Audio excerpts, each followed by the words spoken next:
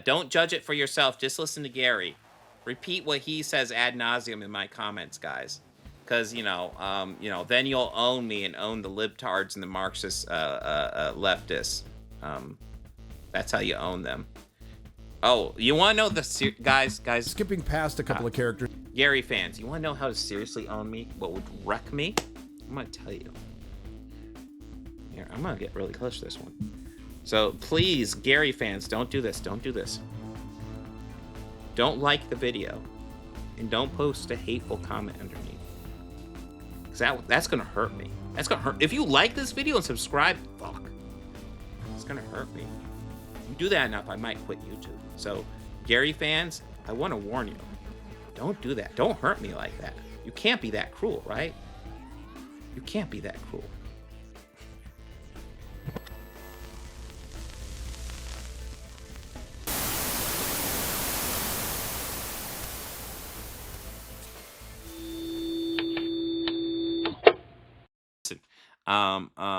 Grand Theft Auto bot. Since you weren't really able to give me a suggestion and you won last week, I will let you choose. Should I cover Nerdrotic or RK Outpost? They are our two top contenders. And boy, oh boy, are they contenders, because they are both terrible. Nerdrotic is Ironheart is an iconic disaster. He really decided to harp on that iconic term for some reason. And let's see, for RK Outpost, it's Ironheart is an embarrassing disaster for Marvel. Marvel's Ironheart disaster. You're racist if you don't like it. Yes. What the fuck is this thing? Is this shit? Marvel goes full cringe with Ironheart promo. This will be a disaster. Okay, that's not even talking about Ironheart. Jesus Christ. These guys suck. Like, I'm still trying to figure out how these guys are popular. Like, what looks enticing about these goddamn thumbnails? They look atrocious. And Nerdrotic is like, got like fetish thumbnails. I swear to God. Hollywood girl boss too close to the sun. Very cringe.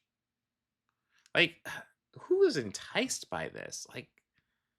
Like I know, like, before I started covering these guys, I would get these thumbnails in my fucking recommended. I would just like, that is disgusting. There's no way in hell I'll click on that. But now I'll click on it to mock it, because these guys become far too popular.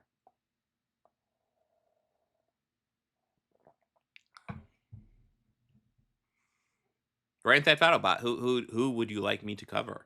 Which one am I doing, bro? Am I doing Nerdrotic or am I doing RK Outpost? The only thing I can guarantee you is that they are both going to be cringe as fuck. Just so bad. Nerdrotic? Okay. Ironheart is an iconic disaster. Let's dive into fucking Gary Buechler's review.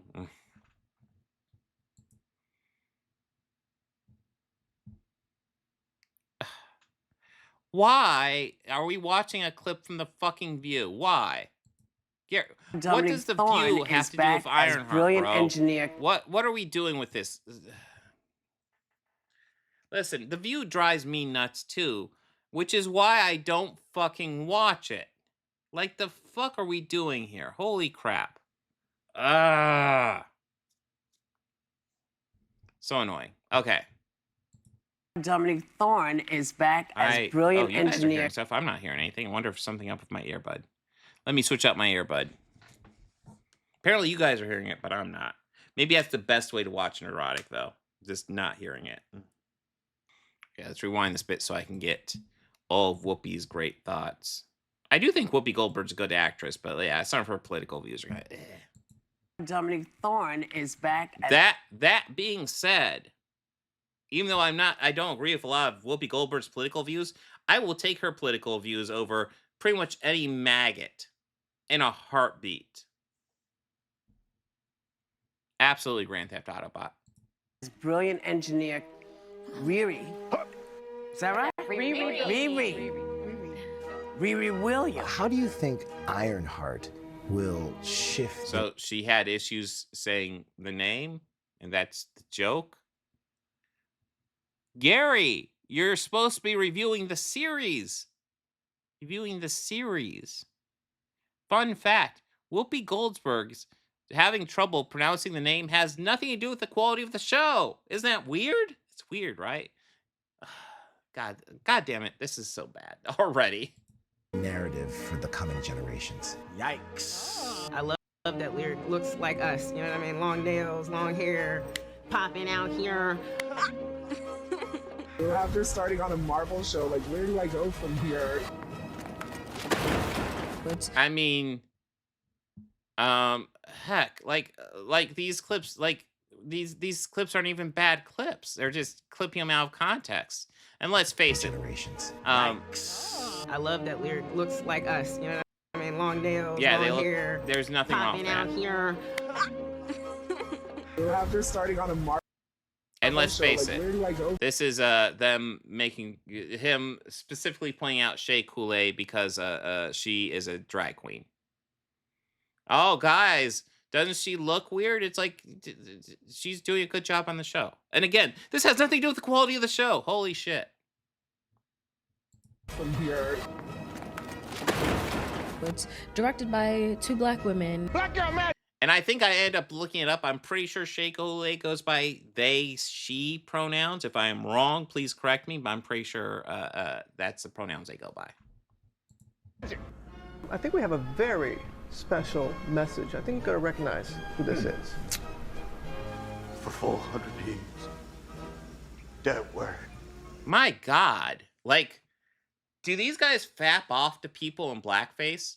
The number of times they use some variation of Robert Downey Jr. in blackface in Tropic Thunder is cringe. But also, I think it's kind of bizarre considering the fact that, like, the whole character's a fucking joke. The whole joke is that you the whole thing is like I'm being black. I'm going into the black experience because he's supposed to be like this method actor or whatever. Hi, Elam. I don't know if you guys noticed, but Elam is here. I don't even need to say anything anymore. He's got the show. You guys like him rubbing up against the microphone? He's got this. He's got this.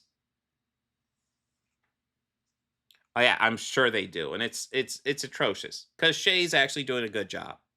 But it's spelled with an I. But yes, Elam. But yeah, the way these guys seem to think, like, you know, I don't even get what this clip means in this context, but like they just throw this clip like whenever they can show off Robert Downey Jr. in blackface for a role that is pretty much just making fun of this fictional character that's doing blackface as method acting. The whole character's a fucking joke. But somehow they think using this means anything? I don't even understand the point. Oh, no, it is ELIM. Here, I'll type down in chat. It's kept us down. Took a whole lot of time just to get up that hill. Now we up in the big leagues.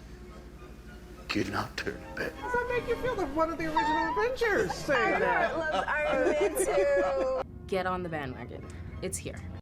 If you don't like the silly interview stuff that they do, don't watch them. I don't. But it's all like this is just promotional material, bro. Like, yeah, generic promotional material, interviews for the new show that's coming out. This is standard stuff. If you don't like it, don't watch it. Like I said, I don't watch it because I don't enjoy it. This is so weird to get hung up on it. Which, by the way, we're a minute into this. He has yet to actually even show his face or make any comment on the actual quality of the show. We're here. Tony's on the bandwagon, so you know what's the problem. Exactly. RDJ is here. Right. It's nice here. Good morning. You went full retard, man. An imbecile. Like the dumbest mother that had ever lived. Just farting in bathtubs and laughing your ass off. Man. It's high science, man. It's art form. You an artist. Oh my God. Ha ha ha. Ha ha ha. Oh, thank you. Never go full retard. Nerdrotic.com. Friends, Disney Marvel's had a rough time of late. It's been almost a year since the release of Deadpool and Wolverine, the billion-dollar box office smash, and as predicted, it was just an anomaly and it would be right back to the regular scheduled Disney Marvel programming, and it's been all downhill from there. Regular programming? Like you're kind of talking like Deadpool and Wolverine wasn't woke. It was kind of woke. Did you actually watch it? But also, the fact that it made like 1.4 billion, it means even if like stuff like Thunderbolts and Brave New World comes up a little bit shy, which is at worst, that's what they would do, a little bit shy. They're if they're not in the black, they're close to it, so they'd be a little bit shy. Something like Deadpool and Wolverine more than makes up the difference, with plenty of money to spare. And again, I don't even know why we're talking about stuff like this when we're talking about a fucking streaming series. Like, again, doesn't the thumbnail here say review? That's I'm pretty sure this thumbnail says review on it, right? Yes, review. Ironheart's iconic disaster. And right in the thumbnail, review. It's the review of Ironheart. Maybe, I don't know, in your review of Ironheart, you would actually talk about the quality of the show. Like, all this shit is irrelevant. The behind-the-scenes stuff is kind of irrelevant. We have a show to actually fucking judge. Maybe judge it. Despite Bob Iger repeatedly saying over years when it comes to Disney Marvel that they were going to start focusing on quality over quantity, over the last 9 months, the opposite has happened as... Okay, so Brave New World, I enjoyed it, but wasn't anything amazing. Thunderbolts was fantastic. So what is your argument there? What is your fucking argument there? And so far, Ironheart's pretty good. I'm enjoying Ironheart. Disney Marvel has put out a steady sewage stream of slop featuring... Well, Agatha All Along, was that after Deadpool over? I don't remember. It was decent. And then, what was the series? Oh, yeah, Daredevil Born Again. That was solid. A and B list characters that even comic book fans would have a hard time carrying. Okay, yeah. If you, real quick, if you guys didn't watch Friendly Neighborhood Spider-Man, you're missing out. That was surprisingly good. I went into it with low expectations, and that series was fucking solid. I really enjoyed it. Definitely check out Friendly Neighborhood Spider-Man if you get a moment. So yeah, again, I think it's, we're saying all this stuff's subjective. You don't have to like all this stuff. I largely did, but you don't have to. But Gary has yet to actually say anything. He's saying all this stuff is bad. Well, apparently he's saying all this stuff is bad, and it's like, okay, but what about Ironheart? You're reviewing Ironheart. What does all this other stuff have to do with Ironheart? Mr. Anti-AI, I prefer X-Men 97 as well. X-Men 97 was fantastic. Friendly Neighborhood Spider-Man was really good as well, though. Listen, man, I don't expect every animated series to be X-Men 97 quality. That was mind-blowingly good. Friendly Neighborhood Spider-Man is definitely not as good as that. It's good, though. It's very solid. About that are radically altered in some form or another, be it the passing of a mantle or just an outright race and gender swap, so these characters can reflect the... Huh? Number one, the passing of the mantle with Captain America, with fucking Sam Wilson. That's happens in the comic book. Of a mantle or just an outright race and gender swap. And that is... what is the name of that? I don't remember the name of that character off the top of my head. I think she was a new character, or at least a character we haven't seen a whole lot. Like, I don't know what he's trying... Like, if he's trying to imply that's Mary Jane Watson, it's not at all. That's not her. That's a different character. Like, I'm gonna go nuts. What is the name of her character? It's Pearl. I'm pretty sure it's Pearl. Does Pearl have some sort of comic book roots? Yes. Here, let me bring this up so we can all look at it. Yes, she is a character of comic book roots, apparently. I've not heard of her before either, though. I actually kind of wondered she might be a new character for the show, but she is not. Here we go. First appeared in War of the Realms, New Agents of Atlantis #1 back in May 2019. Pearl Pangan grew up in the beach by Macon Island in the Philippines, so she's Filipino. So not white. So actually, that's not a race swap at all. That is just the character.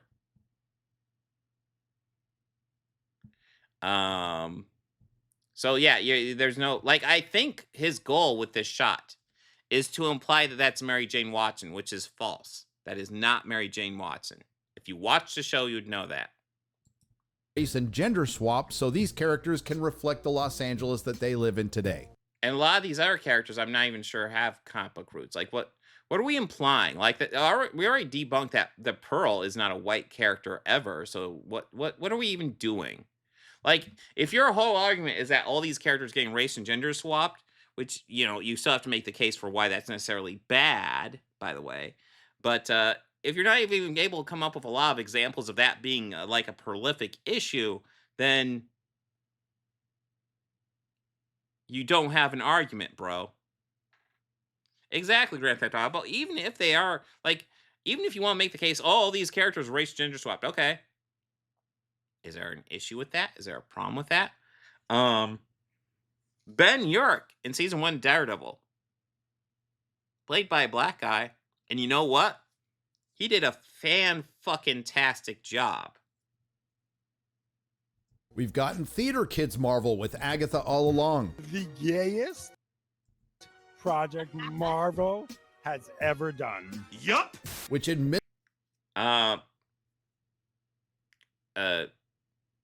100 most watched shows in 2025 season revealed. Okay, so admittedly is the best performing Disney Marvel thing since Deadpool and Wolverine, coming in 45th on the Nielsen Top 100. Yeah. okay. Well, wait. Hold on. Let's pull that up. Okay, this looks exactly what he pulled up. So, here we go.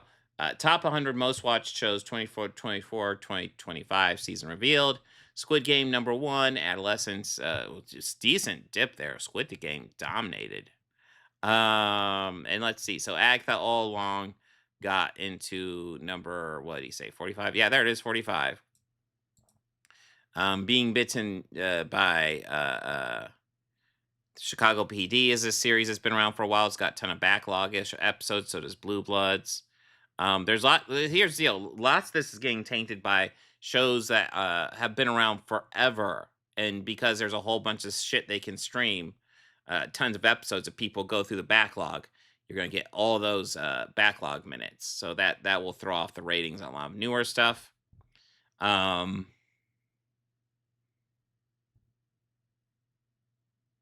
Interesting. So, hey, when you covered the Penguin, did you bring up the fact that Agatha all along destroyed the Penguin? Because I'm pretty sure you guys gave it a good review. Cobra Kai. Agatha all along destroyed Cobra Kai. Only Murders in the Building, which I doubt Gary talks about, but it's worth bringing up because that's a fairly successful show. I hear that talked about fairly regularly. Agatha all along destroyed that. Dancing with the Stars.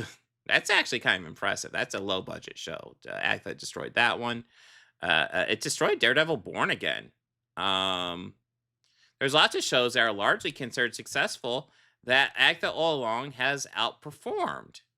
It's almost like just making this list means you're probably doing pretty well. Just saying. Because this seems to be a list of shows that are fairly popular and get talked about fairly regularly. So it just seems like he's trying to bash it for getting to 45, but it just seems like here's a list of shows that were successful last year. Well, there's no accounting for taste. But after that, Captain African American flopped. Daredevil flopped. Okay. Again, I'm getting sick of this shit they keep on pushing.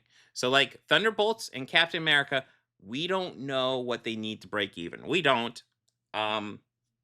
They've doubled their budgets, which is, considering you don't know, that's probably the best you can assume. If they double their budgets, they're probably good.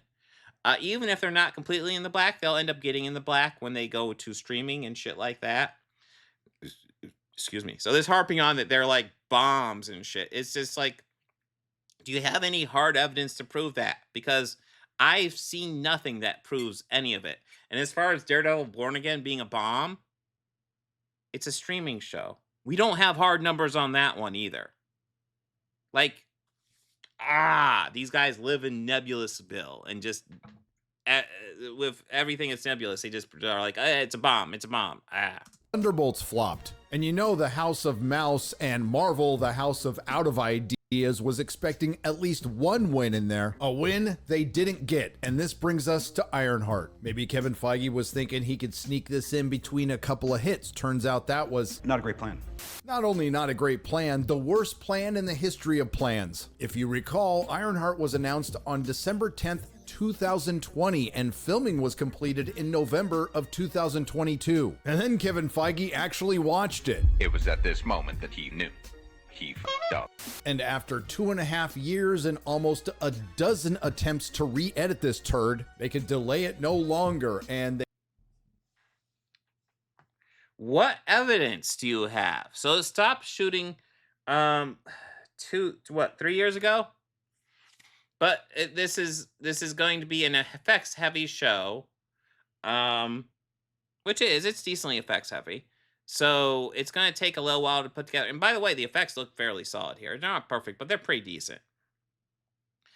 This is lots of supposition he's thrown in there. We don't know any of this.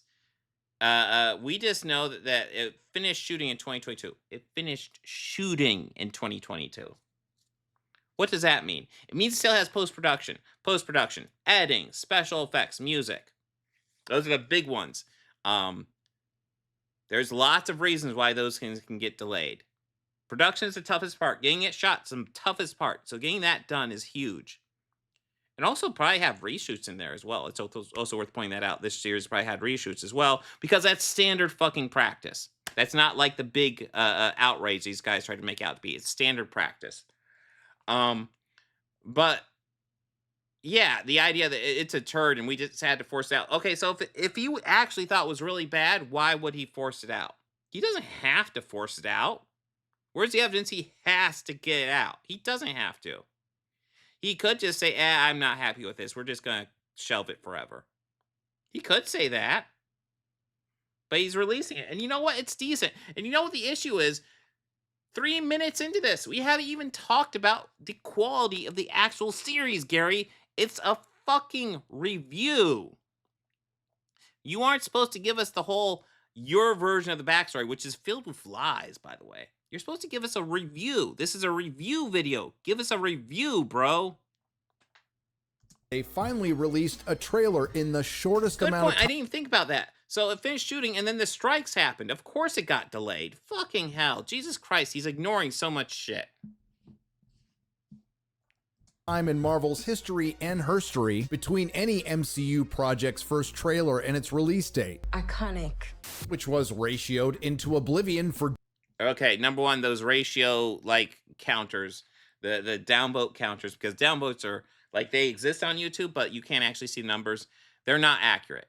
I think Birdman covered that on a video. They're not accurate. I can tell you from personal experience, they're not accurate. I've had commenters telling me, oh, you have so many downvotes. And I'll look and be like, no, I don't. Where are you getting that number from? Because as far as the numbers I'm looking at don't line up with yours. These things have a tendency to overcount the downvotes. I'm not sure what they're judging the algorithm from. But even so, downvoting a trailer does not mean a show is bad. Even if it released the worst trailer ever, it doesn't mean the show is bad, because Gary, you're here. This video, the whole point of this video is to critique the show, not the trailer, not the background of the show, the actual fucking show. Maybe get to that. I don't know. Good reason. Iconic. Because it turns out adapting an unpopular character from an unpopular comic that was canceled multiple times. Iconic. God, these narratives drive me insane. It's the same shit over and over. They just parrot the same crap over and over again. The same character from the series that gets canceled multiple times. They reboot series fairly often in comic books. They do it way more often than they used to. Way more often. Ironheart just got a new run started just recently. If it wasn't popular, they wouldn't do any runs. They wouldn't. But they do new runs occasionally. Why? Because it fucking sells. Ugh. And then deciding to have the genius idea to adapt it into a television show that cost between $100 and $150 million, coincidentally greenlighting it right after the events of the Summer of Love, purely as a virtue signal, adds to the Olympus Mons of Greenlighting it after the Summer of Love, which, what, is he talking about the protest of 2020? Or, yeah, 2020? Is that what he's talking about? As a virtue signal? Are you sure? Are you sure? Like, what's your evidence of any of this? You're just throwing shit out at this point. And we haven't even talked about the actual show yet. This is so frustrating. Has he even seen it? Do we know if he's seen it? I guess we'll find out. evidence that Bob Iger and Kevin Feige don't know what the they're doing. And despite Kevin Feige himself reportedly saying that Marvel feels more like homework than entertainment, Ironheart requires homework. But it's really not that much, according to Disney Plus. What? Okay, let's look at the quote Gary pulls up here. Okay. Los Angeles, the head of Marvel Studios told colleagues recently that watching all the comic books giants' new TV shows and films had started to feel more like homework than entertainment. Oh, this is a clip taken. So back when Disney Plus started, they wanted a Marvel show every week. So they were pushing out tons and tons of Marvel stuff. And Kevin Feige was saying, you know, essentially he was overworked and overtaxed a bit, even though the stuff was decent quality. It wasn't amazing. It was decent, though. But essentially he was getting overworked, and he was concerned about feeling more like homework than entertainment. That was what that quote's about. It's not... I know, it's shocking. Gary taking something out of context, shocking, I know. And despite Kevin Feige himself reportedly saying that Marvel feels more like homework than entertainment, Oh, Gary is MAGA. He pretends to be independent. He is full-fledged MAGA. We know this. And even if he isn't in his personal life, he promotes it. So it doesn't matter. He's MAGA. Ironheart requires homework, but it's really not that much. According to Disney Plus, all you need to watch. Disney has revealed 8 MCU projects to... Okay, so let's look at Gary's wording here. Requires homework, but it's really not that much. According to Disney Plus, all you need to watch is Iron Man, Iron Man 2, Iron Man 3, Doctor Strange, Doctor Strange in the Multiverse of Madness, Black Panther, Black Panther Wakanda Forever, and What If. But there is some... Okay, so that's not a listing of what you need to watch. It just suggested watching to get caught up with stuff. So far, what I've seen of the series, do you need to watch any of that? Not at all. The series is fairly self-contained. The most you would have to watch, I'd argue, would be Wakanda Forever, because she's actually in that. But you don't even really see that. It kind of sets that up. It follows shortly after that, but the series stands on its own. You know, which, if Gary had seen the series, he would know that. I don't even know if he's seen it. I will go ahead and compliment Gary. Thank you for actually fucking doing something with that fucking soup catcher of a beard you've been sporting. It actually looks nice. You actually shaved it. Good job, buddy. That's the one compliment I will pay you this video, because the rest of this is absolute dog shit. Good news, you don't have to watch any of that or this show. So after almost a half a decade... Of course you don't have to watch any of it, and of course you don't have to watch this show. Jesus Christ. From conception to excretion, Nice term, excretion. Half a decade. Yeah, that can happen. So 2 years pre-production, and then probably 3 months production, and then 2 years post-production. Not entirely unheard of, especially for a high-budget show like this. That is not insane at all. Deal with it. Ironheart has arrived, and unsurprisingly, we have to break this meme out one more time because our expectations were low, but holy fuck. Keeping in mind, Kevin Feige in these last 5 years had every opportunity to shit-can this for the write-off, but instead, he made the worst mistake imaginable by actually releasing it. And no, it's not being undersold. After 3 episodes, this is by far the worst live-action Marvel ever made. It is indeed... Really? Really? That's interesting. You think it's worse than Secret Invasion? Okay. Let's see. The Marvel's acolyte, although maybe not as funny. At best, it's 25 minutes of content stretched across an hour and a half, not counting the 18 minutes collectively of credits, which were sweet relief. The show could be 18 minutes. So I guess minor spoilers here. He thinks you can do a good job telling the story of Riri Williams getting kicked out of MIT, looking for ways to fund her suit that she wants to make awesome, making a AI kind of scan of her brain and accidentally creating an AI version of her dead best friend, joining this sus group to make money, where she was not even really going to join the group, but then she saw the money and knew that Iron Man armor is going to be expensive and she doesn't have the money for that, and decided to go ahead and join because they promised not to hurt people, and then doing at least 2 heists with that group. And he thinks you can do that succinctly and well done in 18 minutes. Okay, Gary. Okay. I would love to see you attempt that one. Love to see that. best described as boring, frequently interrupted with the purest forms of cringe. Man, just focusing on Shea Coulee there, calling it cringe while having a shot of Shea Coulee. God damn. Gary, I think your bigotry is showing. I think your bigotry is showing with this. And it's not that subtle either. By the way, are you going to actually level a real critique of the show? These are gross generalizations so far, which I guess are okay for the beginning of review, but like, can you get to more substantial shit?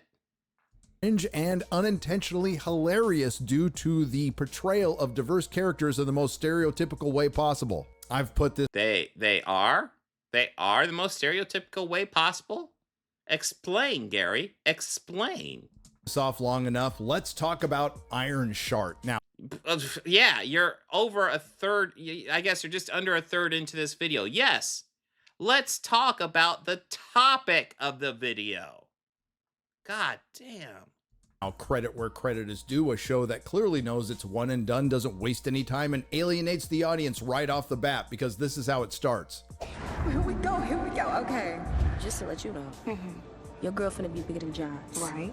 Bigger than Gates. Right. Bigger than Pym. Right. Bigger than Stark. Yeah. Come on. No. The only thing your girl...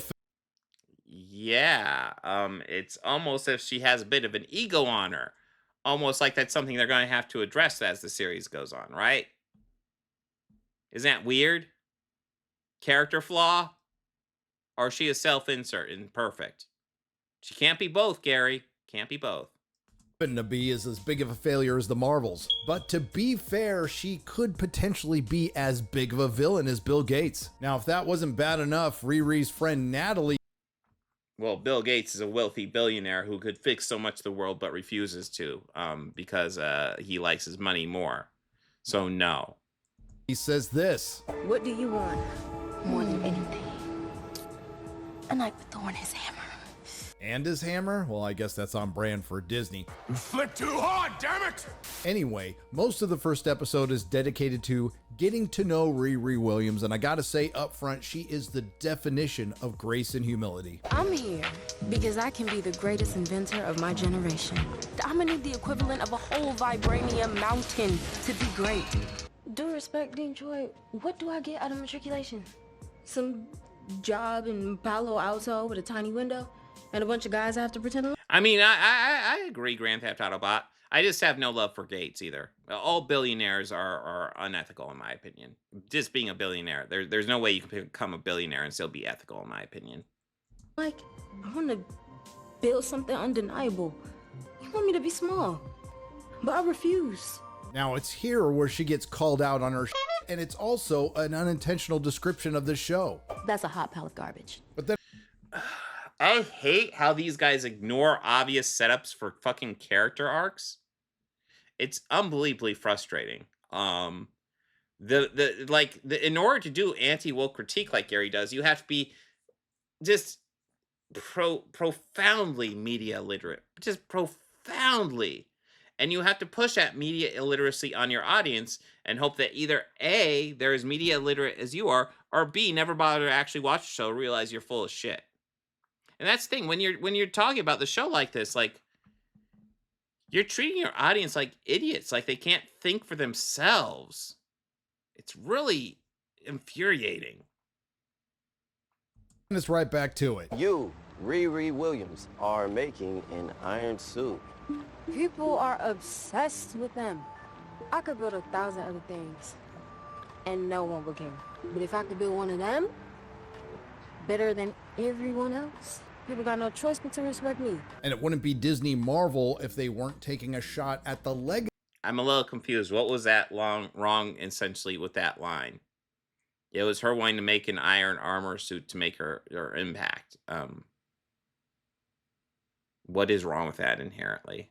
Legacy character that she was supposed to be replacing. I need cash. Ironheart is a legacy character. She's not replacing a legacy character because Iron Man is not a legacy character. Let's go back and just replay that, because why are they so hard up on reusing Eric July's faulty usage of fucking legacy character? It is absolutely infuriating. Got no choice but to respect me. And it wouldn't be Disney Marvel if they weren't taking a shot at the legacy character that she was supposed to be replacing. I need cash. Money. Do you think Tony Stark would be Tony Stark if he wasn't a billionaire? Wait. Are you saying that's taking a shot at him? Stark was able to build this in a cave with a box of scraps. How come you're not? Yes. So he built the original Iron Man suit, which, as you remember, was kind of clunky, in a cave with box of straps. Do you think Tony Stark would even be in that cave if he wasn't a wealthy billionaire son of Howard Stark? He wouldn't even be there. His wealth is a large part of what made him him. His wealth is a large part of him realizing, Jesus Christ, I'm contributing weapons to the world. I'm fucking up the world just by doing this weapons maker. That is a huge part of his character. Pretending like it's not part of his character is missing the fucking point. Not working at, like, I don't know, Stark Industries or something. He contributed immensely to the field, so I won't roast Tony Stark off rip. But I don't have $1 billion. Tony Stark was able to build this. A cave he wouldn't have been there if he wasn't a billionaire rich kid already. Ah, god damn it, Gary. How media literate are you? In a cave with a box of scraps. But it doesn't end there, because the crack, or more accurately described, on-crack writing team at Disney Marvel attempts to make Riri even more endearing by having her... Wait, is he implying... are the writers for this white? I'm not sure about that. Let's see if we can find any information on the Ironheart writing team or creative team. I'm not saying there aren't white guys there. There probably are, but... Okay, here, I'll show you a little bit of what we have so far. Ah, that's not my one. Hold on. Here we go. There we go. So, here's the writer of the first episode. She's not white. Sam Bailey's been doing a lot of this. Is he a white dude? Let's find out. Samantha Bailey. So she's a woman. She co-produced a web series called Brown Girls. Also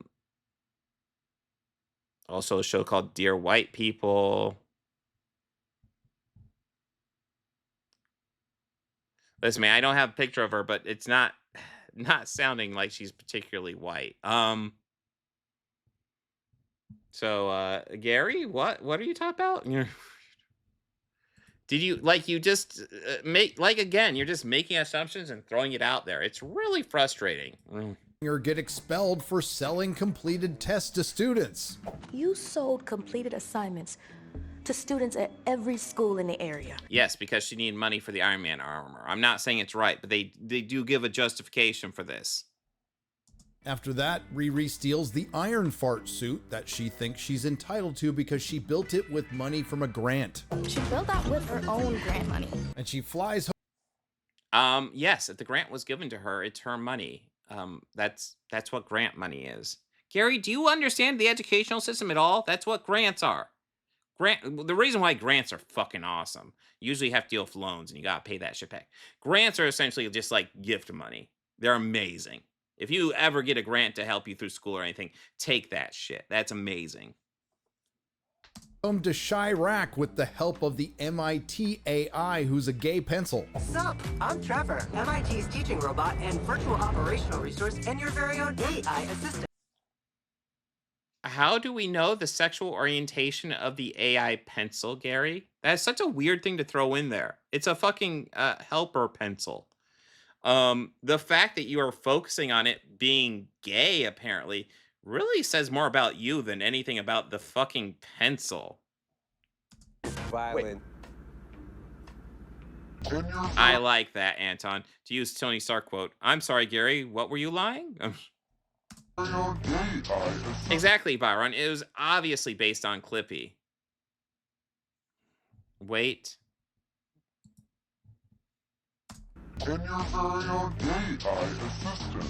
Now, if the show ended with her... Yes, Gary, you proved me wrong because it said I am a gay eye assistant when you play it slow-mo and distort the audio.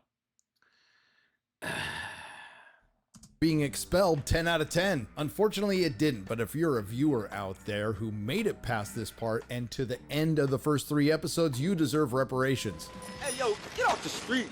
So Riri makes it back home, cut off from her... Do we really want to talk about reparations on an Ironheart video? I don't think so, but I'm sure Gary, like, there's a serious conversation we could have about reparations. But I'm sure Gary's not prepared for that because he is a little snowflake.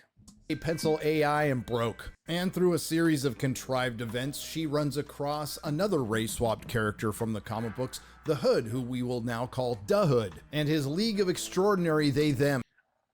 So I don't know anything about the original comic book Hood, but I do know Anthony Ramos is a good actor, and I think he's doing a good job with the Hood, where he's like, you know, he's trying to be like this nice, trustworthy guy, but you can tell he's sus as fuck. Pretty much just like he did in Twisters, where it's like, there's something sus about you, right? You're sus as fuck. There it is. You know, and eventually it turns like, hey, there it is, you're sus. And we saw that at the end of episode 3, spoiler. Who we'll get to later. And just in case for a moment you forgot that Riri Williams was a genius, they decide to remind you again. I heard Riri Williams was a genius. So,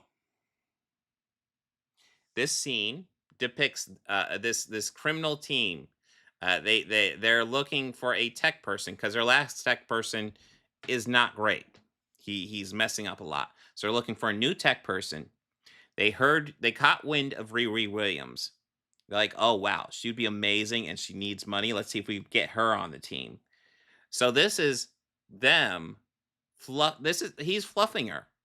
He's like, yeah, you're a genius. We want you on the team. Because he knows, like, she'd be a huge asset to the team. So he's fluffing her. Which is what you do when you're trying to sweet talk somebody, Gary. Do you just ignore all context at all? Like, oh my God, this is so frustrating. But I said to myself, Parker, you gotta meet this kid up close. Quick reminder, that was a line of dialogue that was written by a human, delivered by a human, sound edited by a human, edited by a human, and approved by a human, and actually released by other humans. What inherently was wrong with that dialogue? He wants her on the team. Listen, man, it's not as good as Iron Man's armor, but she has essentially her own Iron Man armor. Who wouldn't want a person like that on their team? Just think about that. Of course he's sweet talking her. Just ignore the context though, Gary. Let's bash it for no reason. Sure, why not?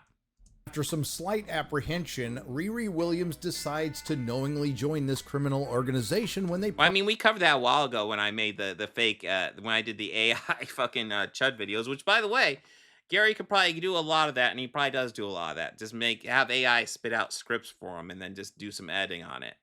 Promise they don't hurt anybody. Look, I don't want to hurt anyone. It's not like that. Okay, so what do you do? Theft, extortion, breaking and entering.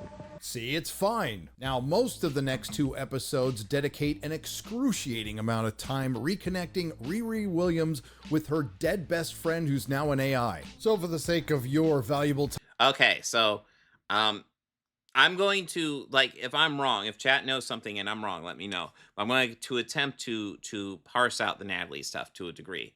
So, to my understanding, in the original comic book, in her suit, she had an AI of Tony Stark, like a perfect mind read of Tony Stark, and he was this AI assistant to her, which is a really fun idea. I can pretty much guarantee you that they couldn't get Robert Downey Jr. to do that at all. Maybe they could get somebody to do an impression, but they probably didn't want to. So what they did was they invented a new character, her best friend Natalie. Maybe she's not a new character. Please update me if I'm off. But I'm assuming they created a character of Natalie to replace that. She's her best friend who was killed, I want to say in possibly a drive-by shooting or something like that. Yeah, so essentially she had this AI read her brain and it create an AI version of her friend that acts just like she remembers her friend acting like, which is wild. And it's kind of an interesting element because at first she doesn't want anything to do with her because she's like, you're not my friend, get the fuck out of my head. And she's kind of learning to cope with it. It's an interesting element to this series. Would I have preferred it if it was Tony Stark? Absolutely. But I guarantee you they couldn't get Rob Downey Jr. And this is just an interesting way to change that, to switch it up. And I think it works. Well, I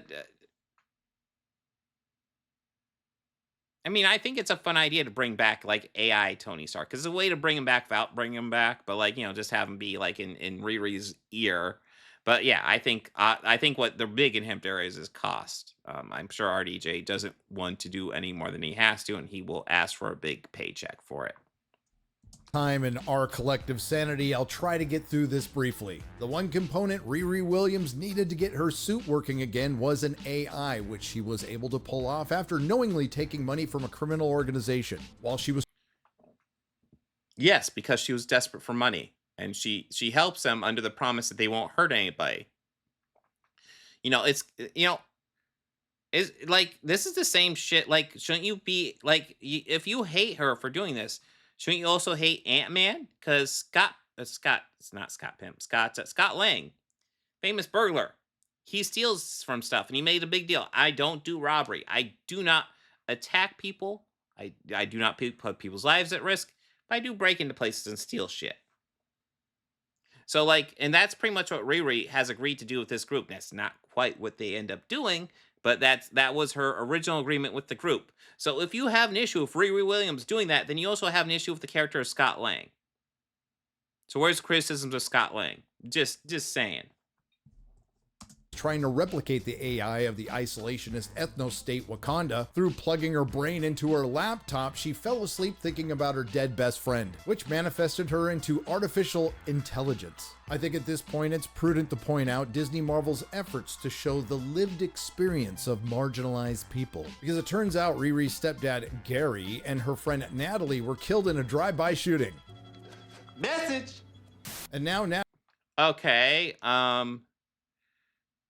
drive-by shootings are a thing that actually happen, Gary. They are a real thing that happen. So putting them into a story is not inherently bad. Like what? What? You want them to die of cancer? Like what would you rather? What is this critique? Why is that inherently bad, Gary? Can you explain? Natalie is back as an AI and an acronym. You could call me Neuro-Autonomous Technical Assistant and Laboratory Intelligence Entity instead. Give me something for the pain and let me die. Admittedly, the AI Natalie is a far more likable character than Riri Williams. What's the message there? Well, you'll have to ask Disney Marvel. And their scenes together can be summed up with this.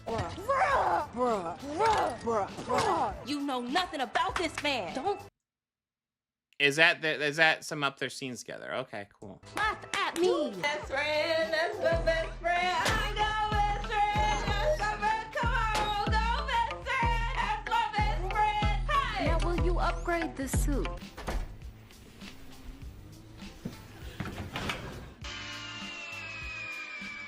Now Riri still... Is that an actual critique? Like, he essentially is saying it's bad, but he's not really explaining why that's inherently bad. Like, even in the scene you're showing Natalie being obnoxious, and Riri getting annoyed by it. Riri's the audience surrogate at that point, just like, Jesus fucking Christ, can you calm it down? Like, what's your argument, Gary? Like, yes, she's being kind of cringe, which the show is acknowledging. Are you watching it? Do you see Riri going like, ah? Are you paying attention? We'll need some components for the suit she stole, and this brings us to the trademark Disney Marvel turning a formidable character from the comics into an ineffectual male. And it also might be one of the saddest examples of a downward career trajectory. Alden Ehrenreich. What? What? Did you actually watch it? So far, he's might be one of the more interesting characters in the show. Holy shit. Wow. Whoa. Okay, let's see what he says. But like, yeah. He's so far a very interesting character. Like the former Han Solo from Solo, hashtag Solo lost money. Now playing, and we're just gonna cut. Wait, is Solo bad, or was that like a good thing? Like, you were just propping up Solo, being like, oh, Alden Ehrenreich starred in Solo. Isn't that awesome? By the way, Solo lost money and Solo sucks. Which is it, bro? Is he coming down, or was he already down? Pick a lane. To the chase on this one, Ezekiel Zeke Stain, son of Obadiah Stain, who keeps his... Well, he just kind of blurted that one out, but we don't actually know that until about midway through the third episode. That is actually a reveal when we find out he's not very proud of his dad. He's not happy with his dad, and she stumbles across the name of his dad being Obadiah. Pops remains in a Ziploc bag. The hell, Joe? Why is he in a baggie? I'll be honest, I wasn't a huge fan of Alden Ehrenreich's Solo, but I do think what he's doing so far in Ironheart is much more interesting. I do think he's a good actor. Close. And now the supervillain from the comic that looked like this now looks and acts like this. Heather? Hey, neighbor. Hello. I think you could stop letting your dog. It's almost like he's not to that point yet, Gary. Almost like they're developing his character, Gary. Isn't that weird? Isn't that weird? Almost like they're not beginning at the end, Gary. Weird, right? Weird. Huh? What? Almost like they're telling a story and giving us an arc rather than just throwing it to the end. Weird, right? What the fuck? God, the media literacy on these guys is so infuriating. Fuck. Dog poop on my lawn. Are you crying? Sorry, sometimes it just happens. It's totally involuntary. And you come knocking on my door with that same iron energy. It's a non-starter, Riri. Why is there a sweaty middle-aged white man? Yeah, you're cutting so much context from that. So him saying, I don't want to be part of the iron shit is because of his fucking dad. He doesn't want to be part of the same iron shit that killed his dad. He doesn't want to be like that. God damn. Holy crap. Madame. I'm 36, respectfully. But at least there's a great bonding scene between Riri and Zeke to Alanis Morissette. Want to hear the most annoying sound in the world?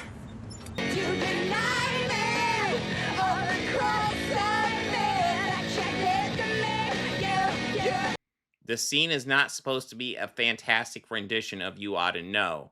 The scene is supposed to show that they're starting to bond. That is the point of the scene. And I don't know, Alanis is solid. I enjoy Alanis Morissette, so get over it, Gary. Shit. Yeah.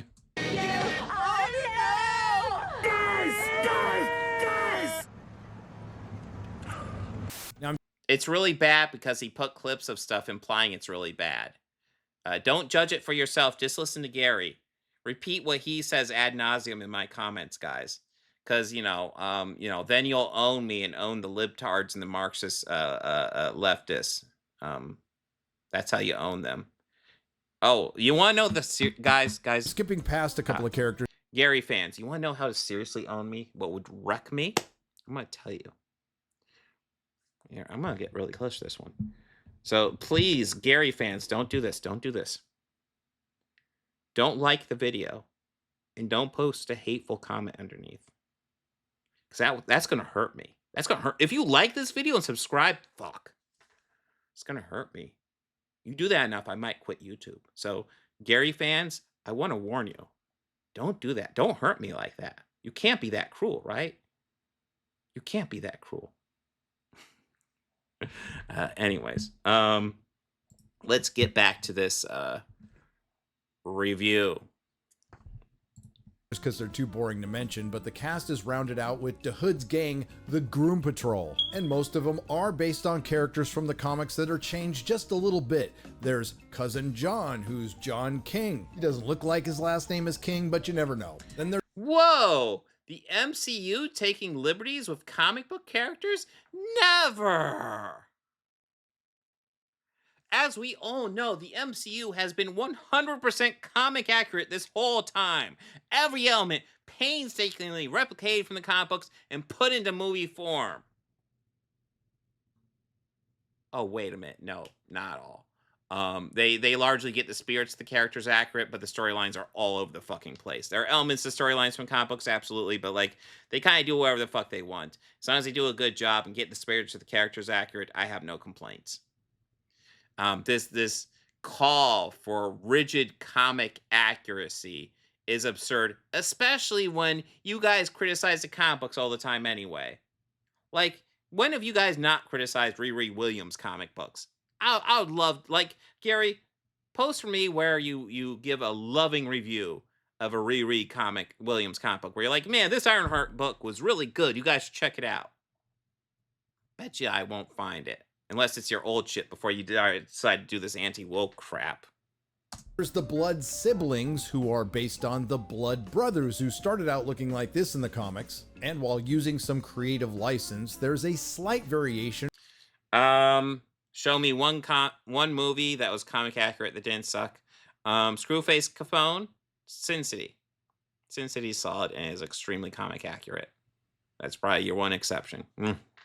From the source material, now they're played by a couple of lesbians, who in a moment of rare accurate representation are shown in a flashback beating the hell out of each other. But let's keep in mind this is Disney Marvel, and of course they're the muscle, and they beat the hell out of every dude in the first 3 episodes.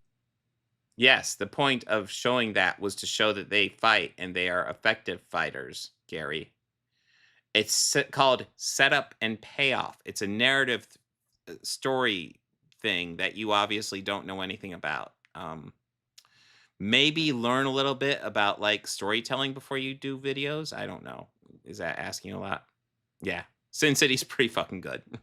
Then there's Clown, which is an appropriate name for a character in this show. Now, outside of Sin City, I don't know if I can give you anything else, but yeah. Oh, and Eric Andre is in this for some reason, and I guess his career has seen better days, playing Rampage. Again, just a minor tweak from the comic books. He ends up dying, and his character arc is best summed up by my good friend Az's meme. And last, but definitely not least, there's Shea Coulee's Slug, who looks like this in the comics, and I have to admit, the resemblance is uncanny. I don't want to... Your bigotry's showing, bro. ...or anything, but, I'm kind of one of Madripoor's most wanted. Tutu. And for the 5s and 10s of people who actually watch this show, you may be surprised to find out that this is his first acting gig. It's created by yours truly. Oh, misgendering. I'm pretty sure Shea Coulee goes by she or they. I want to double check that real fast. Now we officially have some misgendering going on. I'm pretty sure. Well, I'm going over their Wikipedia, which is pretty extensive, pretty impressive. It seems like Wikipedia gives them they, them pronouns.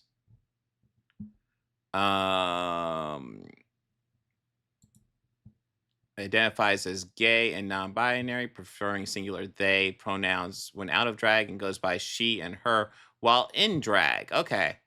So I'm not going to be able to keep up with those. I'll probably try to stick to they, them. I might occasionally slip and do she, her. But yeah. Yes. And you know what? That's all it takes. A little bit of research and you get pronouns done correctly. It's called not being an asshole. You know? It's just one of those simple things, Gary. Especially if you're writing a script. I mean, I'm live streaming. I stopped it to see if I get that right. And here you are. You're just going to script it wrong. Because you're an asshole. Good job, buddy. Old meets new on steroids. Wait a minute. I lost comms with Riri. Roll call. You there?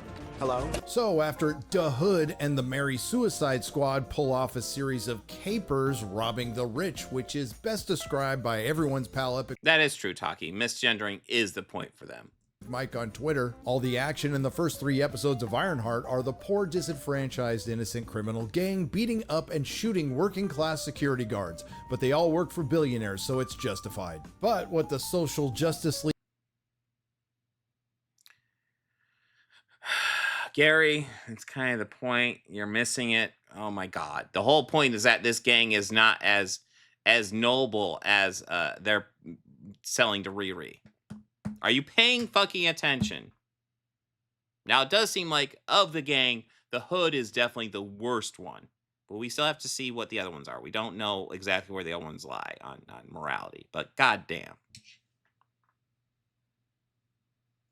doesn't know is Da Hood is in league with Mephisto. You know, the character that everyone thought was going to be in WandaVision until they found out that showrunner Jack Schaefer had never heard of him. Well, now they're going to waste him in this show, which is a shame because he's played by Sacha Baron Do we have evidence that he's going to be in this show? Cohen, who coincidentally finally settled his divorce with Isla Fisher, and all he has to pay her is $75 million, and now we know why. What the fuck does this have to do with Ironheart? Like, we don't even know if Mephisto's in the show, but apparently he will be, and played by Sacha Baron Cohen, and his divorce with Isla Fisher means something towards the fucking show? Jesus Christ, this is garbage. Holy shit. Like, what are we doing, Gary? What are we doing? Yes, celebrity divorces can get pricey and expensive. Divorces can get messy. I know from firsthand experience, divorces get fucking messy. I don't know why you're bringing it up in an Ironheart video. It has nothing to do with anything. But yes, divorces get messy. Let's move on. He took the gig. Anywho, along with extorting all these rich people. Wait. You're assuming he took the gig because he had to pay her $75 million? Is that your argument? I mean, he probably has that in Borat money. And oh, poor Sacha Baron Cohen, he has to take a role in the MCU?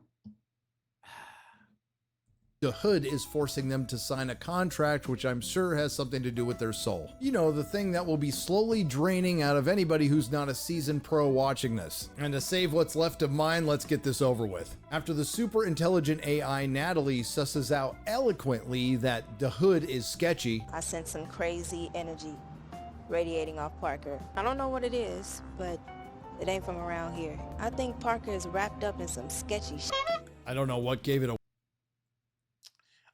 Well, I don't know if you're paying attention, Gary, but she's verifying a lot of their suspicions. So essentially, she has suspicions, and Natalie's like verifying, yes, there is definitely something very suspicious that I am sensing off him. Because she's a computer, she can probably, you know, suss out different things than Riri would just by looking and talking to him. Possibly all the robbery, extortion, and attempted murder. The super genius Riri Williams comes up with. At that point, I believe there had been one person shot by the Hood, and he assures Riri that he will be okay.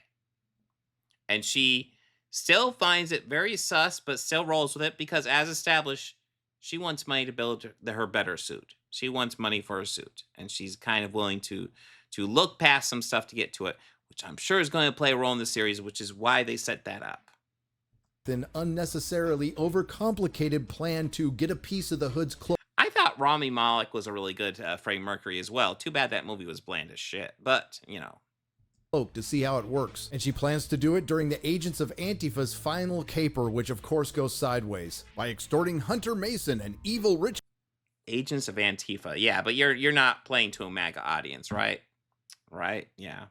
Guy who just wants to grow food. The Hood conveniently stands still while monologuing so Riri Williams can cut off a piece of his cape. She accidentally sets off an alarm and doesn't lift a finger while the Hood kills Hunter Mason. And then she was in no position to do anything when that was going on. She couldn't even see him. He just vanished, and suddenly this dude's being lifted up and killed.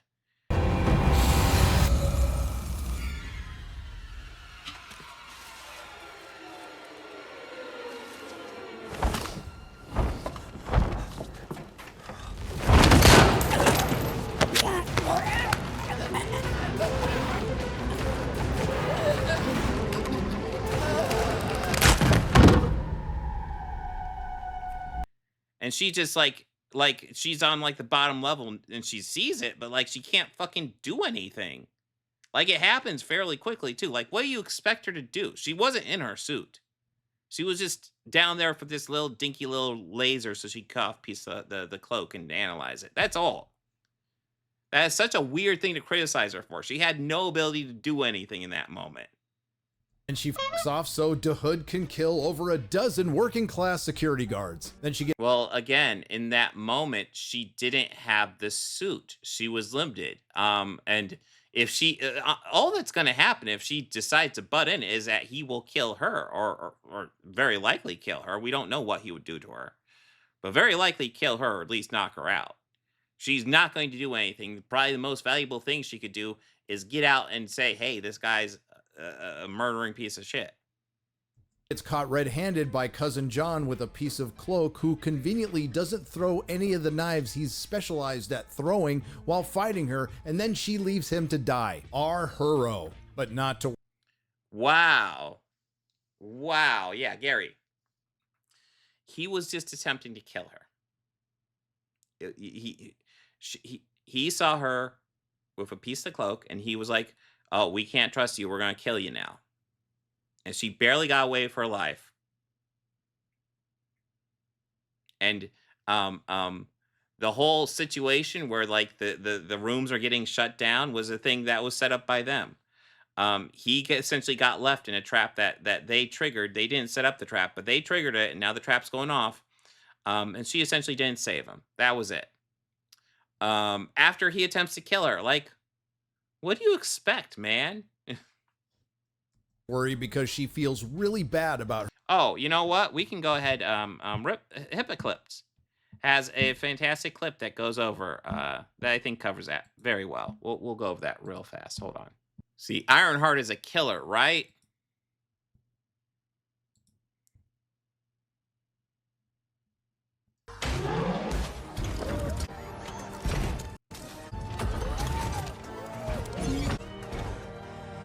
Okay, I'll get you out of here.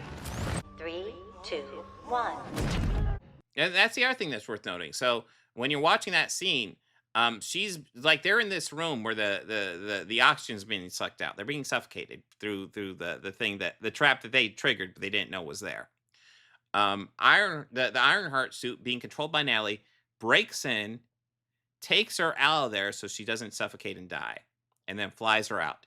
She's kind of out of it at that moment. The suit's just kind of grabbing her and swooping her up and doesn't save the other guy. It's that simple.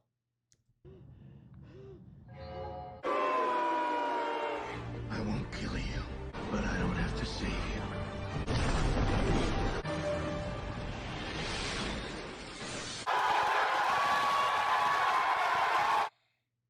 I would argue what Batman does is actually worse, because Batman had more control of that situation than Riri did.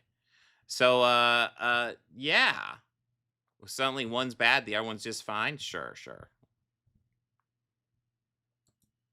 Her deliberate decision. And the last lines of episode 3 best describe the character of Riri Williams. Riri, please talk to me. Good?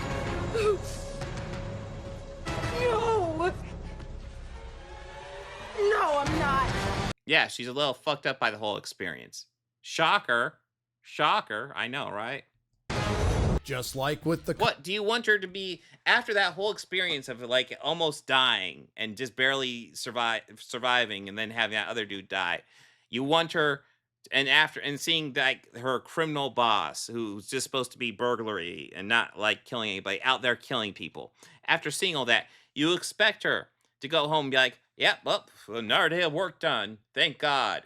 Time to go be awesome. You expect her to be like that? Is that an interesting character to you, Gary? Is that interesting? It sounds like bad writing to me. It sounds like you're really pushing for bad writing. Just saying. Comics, the only way to logically interpret Ironheart is to see it for what it is, a villain origin story. So let's recap this. Ironheart. Okay, you'll have to explain how she's a villain. Let's see. Let's hear what you got, Gary. Let's hear the full ineptitude of your media analysis here.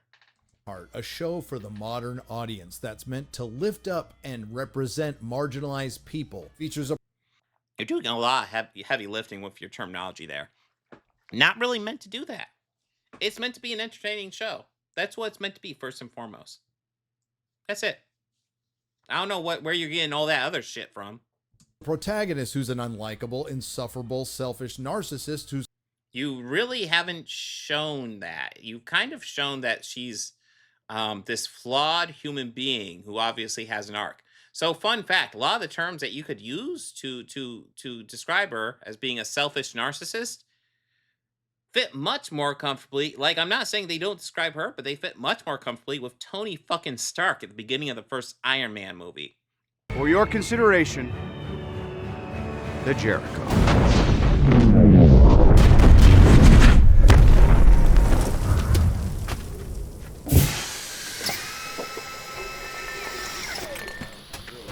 I'll be throwing one of these in with every purchase of 500 million or more. It's a piece. But that was an arc he went on. Just like Riri has an arc, you idiot. Consumed with being iconic, who lies, cheats, steals, and is responsible for at least 2 deaths. Her stepfather and her best...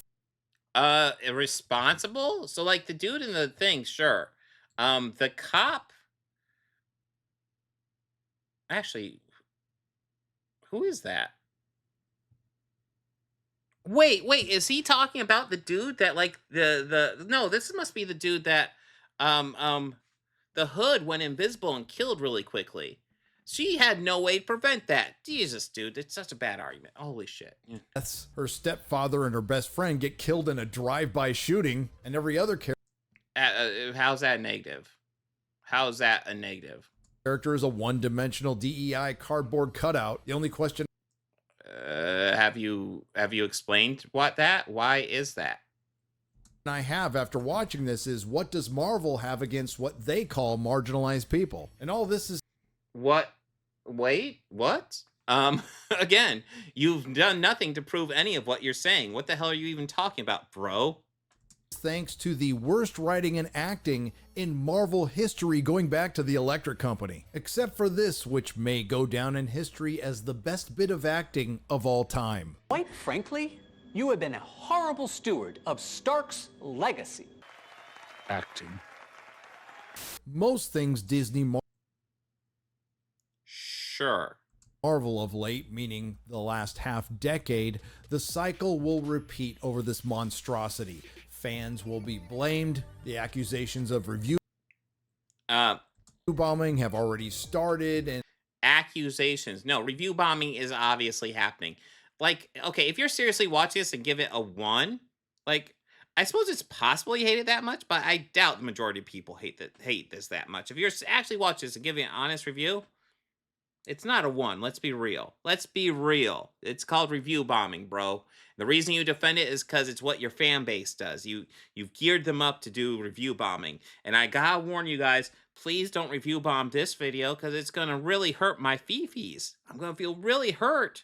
So please don't like or dislike and subscribe and leave a hateful comment because that's gonna hurt me in feels. It's gonna hurt me. Don't do that. Now, I would agree in this case, you got to be kidding me. And once all this stalls out... Oh, wait. This comparison he's showing. We got to go over this comparison. All this stalls... View bombing have already started, and I would agree in this case, you got to... Okay, so you might be wondering, why are these scores different? So, Rotten Tomatoes... So, that's the original score before... the show was released. After the show was released, Rotten Tomatoes, I don't know if they nuked it. There's no evidence that they nuked it. But after the show was released, people actually watched it and liked it. And now it's getting positive scores. And they're trying to make it out like some sort of fucking conspiracy. And it's like, no, this is the metric you guys have decided. And now it's coming out, oh, this show's decent. We like this.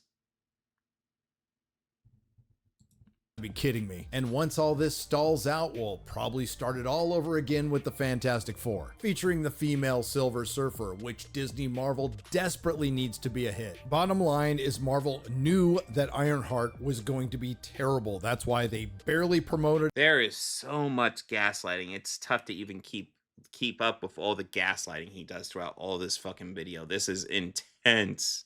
it and dumped it all within 8 days. Kevin, buddy, you should have had the balls to cancel it because you keep repeating the same mistakes. Ironheart is indeed the most comic accurate representation of a horrible character from an awful comic made into an even worse streaming show. So wait, you dislike the comic book, so why are you demanding comic book accuracy when you dislike the comic book? Jesus Christ, Eric. Garrett. Oh my God. My brain's becoming Swiss cheese. I'm glad this is almost done. But Jesus, Gary. Demanding comic accuracy, but still disliking the comic book. It's like, fuck, bro. Pick a lane. And the only thing it will be remembered for... And he keeps on throwing clips of Shea Coulee in there. Gee whiz, I wonder if you're being a bigot here. It's tough to judge. ...as being an iconic failure. Nerdrotic.com. If you like what you heard, please... God, that... How does he have 1 million subs? Is he buying that shit? Because that is... God, my brain hurts processing that. There is so much garbage in that. Like, I probably spent a long time breaking down all the garbage. There's so much I know I let slip by because it's so exhausting. That's part of how it works. It just hitting you with bullshit after bullshit after bullshit after bullshit after bullshit, and it gets exhausting. Yes, Elam, I love you. But it gets so fucking exhausting. Oh my God. Yeah, Anton's right. I'd rather release a show instead of canceling it, because I still wonder what that Batgirl movie was like. Like, we have like another appearance of Michael Keaton's Batman in that. We have Brendan Fraser apparently killing it as the villain in that. I would have loved to have seen that movie, but no, we got to cancel it for a tax credit. I'd rather it get released. And Ironheart, fun fact, I like it so far. I don't think it's the most amazing thing I've ever seen, but I think it's solid. I think it's an entertaining little show. Shit. God, Gary might be the most exhausting of these guys. Just thoroughly the most exhausting. He packs so much bullshit into every single moment of his goddamn videos. Just so fucking bad. I'm a little tired after that. But guys, thank you goddamn. Guys, thank you for watching. Make sure to hit that like button, subscribe.